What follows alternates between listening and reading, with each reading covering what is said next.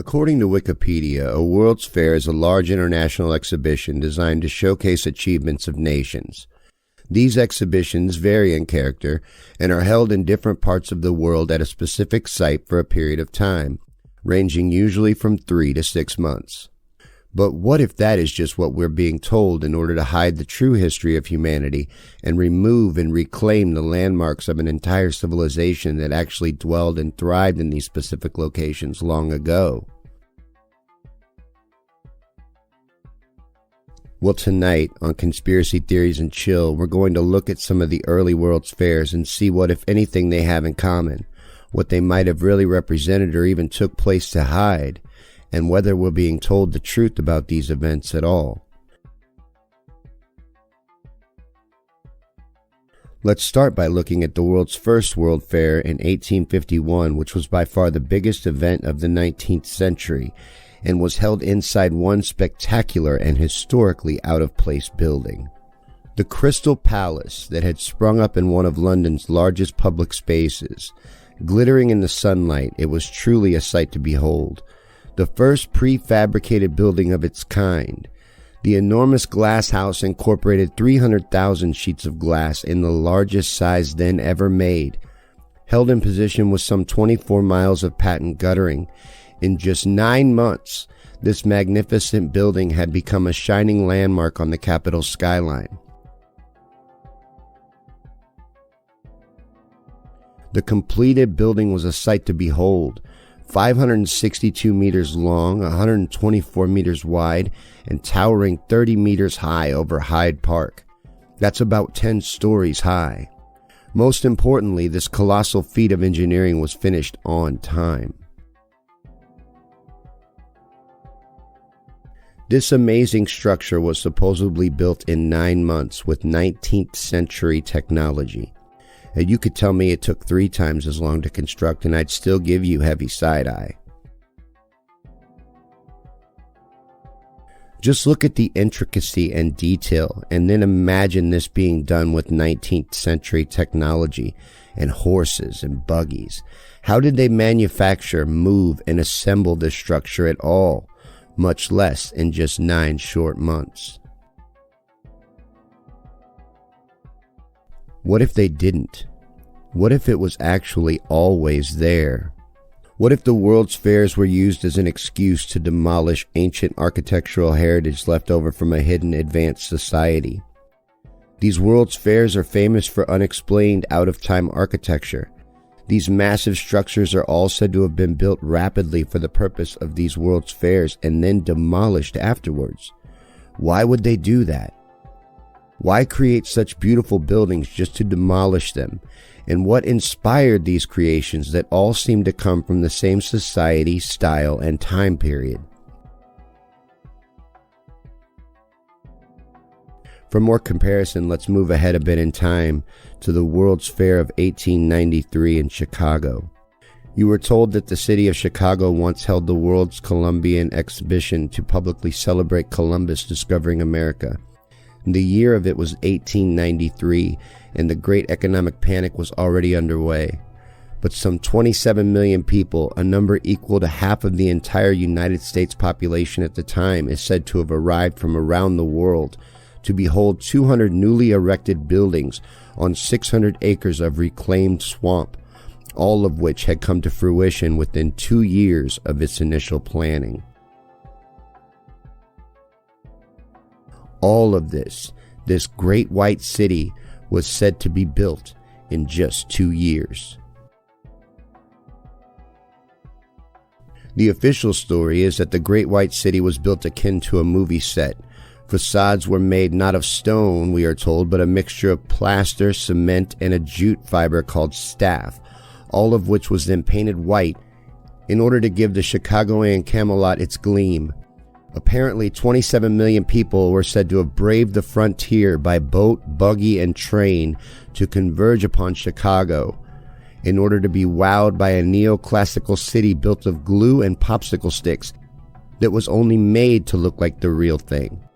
And we are expected to believe that developers and exhibitors spent 2 years building and millions upon millions of dollars investing in, which they would then just turn around and destroy. And there are absolutely no blueprints for the White City's construction, and documentation on the construction is thin. Except for a few rinky-dink shacks resembling put-up props, it doesn't seem that anything was really built here at all.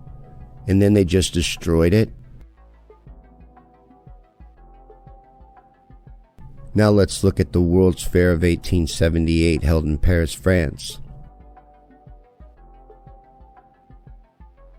Just look at these buildings, the detail of them, the size, and how out of place in time they seem. Again, most of these structures were said to be built in impossibly short amounts of time, and money seemed to be no issue or concern. And again, you're seeing the same architectural and landscaping styles used. These World's Fair buildings all seem to share many characteristics.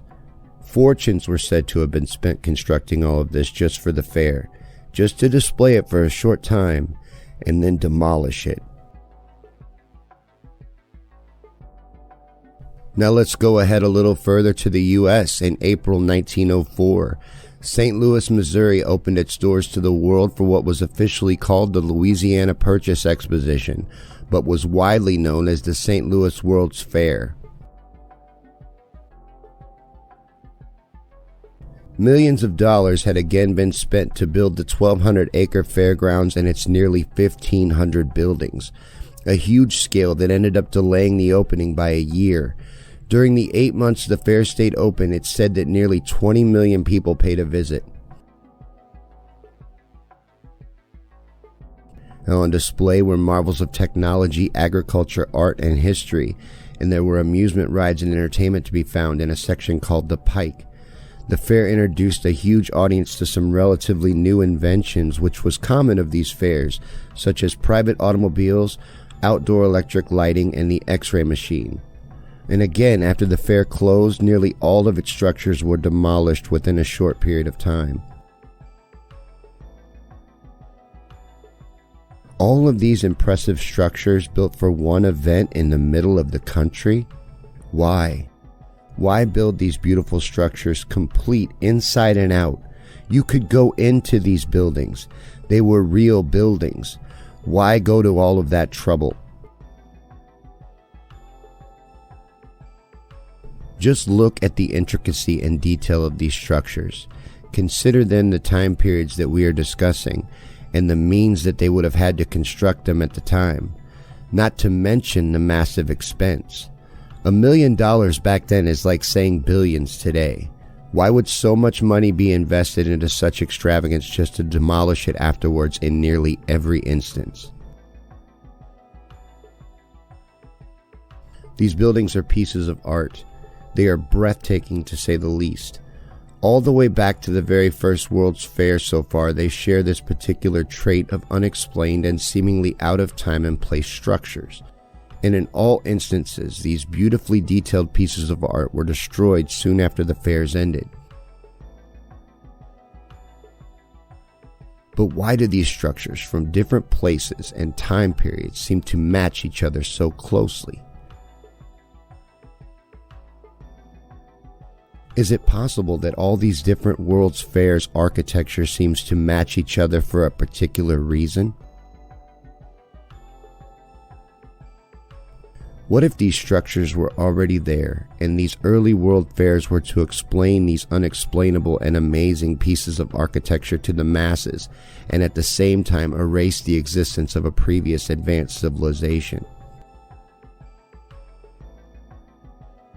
What if all these structures and the out-of-place structures that match these that stand to this day, what if all of these were already here? What if the World's Fairs were really held to explain away true human history in order to rewrite their own?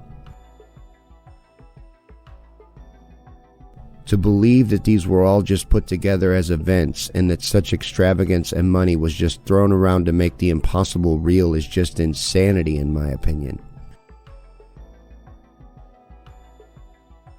No, I think it's much more likely that these structures already existed long before we settled in these lands, from a civilization whose history is being hidden from us.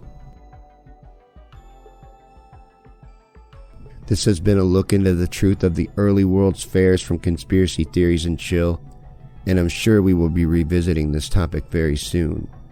Thanks for watching. We'll see you soon with a brand new topic.